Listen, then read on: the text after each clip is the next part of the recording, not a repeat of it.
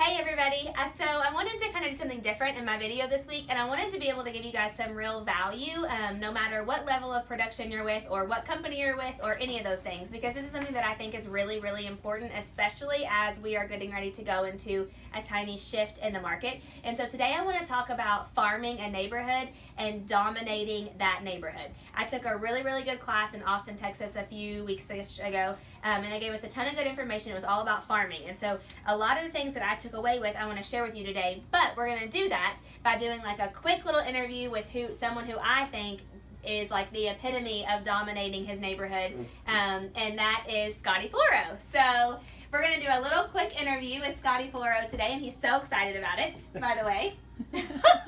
Okay, so quickly, a couple things that I learned. When you are wanting to farm, it doesn't have to be your neighborhood, it can be any neighborhood, but for Scotty, it actually is the neighborhood that he lives in, which I think is even better. So Scotty totally dominates Blackford Oak, right? I think I do. You do. You do a really good job of that. Okay, so I want to ask you a couple questions, and then I just want to share with them some statistics that I think it will really help them. The first thing is that when you're going to farm a market and dominate that, if you don't or can't have 20% of the market share in that neighborhood, then you don't want to do it. So do you know what percentage market share you have in Blackford Oaks? I do. For example, on my street, I have about 35% of that market share. Okay. And then in the total neighborhood over the last year, I think I've got right at 20%. Okay.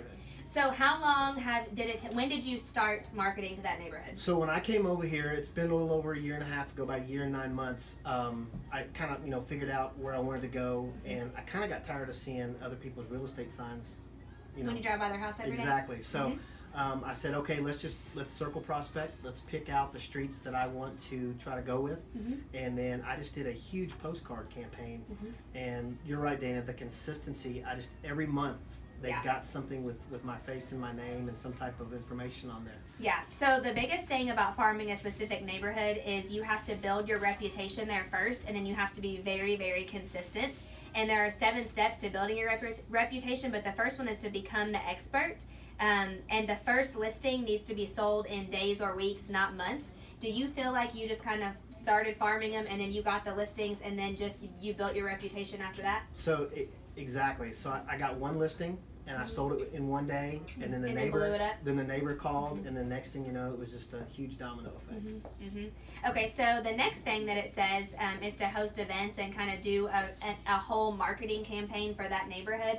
What are some things or anything that you've done that you felt like really kind of built your reputation and niched you in there with those people? So for the last year and change there, people get the postcards, and I'll get waves when I drive by. So what I did this year is I went out and I had pamphlets made, brochures made about my business.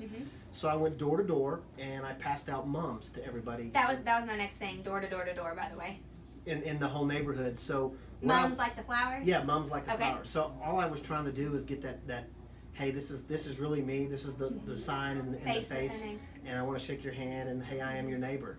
So I think that really people kind of took note of that too. So yeah.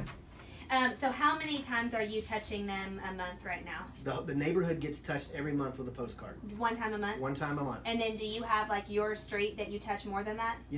For me, being outside mowing the grass, seeing a neighbor out, I'm the type of guy that's going to go down there, hey, how you doing? Shake a hand. More relational building? Exactly. One of the 7 steps to building your reputation is to outperform the market and then go and tell everybody and blow it up. And this is the most important one because people want to work with the best and perception is reality. So we don't want to lose them to a discount agent or another agent when you're there and you work there, you live there, you play there, and you do everything. Do you feel like that you've done, I think you've done an amazing job, but what's the best way that you've outperformed the market and then told everyone? Through your postcards? Yeah, the postcards for sure, but anytime that we sell a house, I let everybody know. My sign sold fast, call Scotty, we did it again. Anything I can do to let people know that we've sold that home. Even if it wasn't sold as fast as I wanted, we still let everyone know.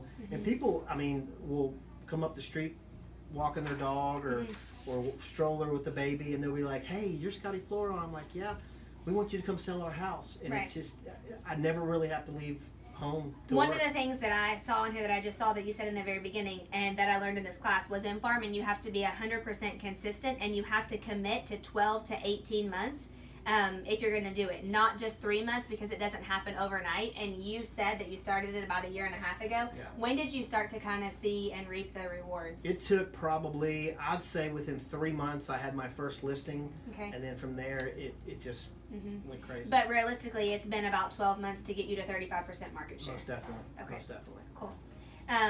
Is there anything else that you think is important to share with them just in regards to really dominating a neighborhood? You know, Dana, it's consistency. It's no matter what you do. If you're door knocking, if you're sending them a gift, if you're postcarding, you got it's every month.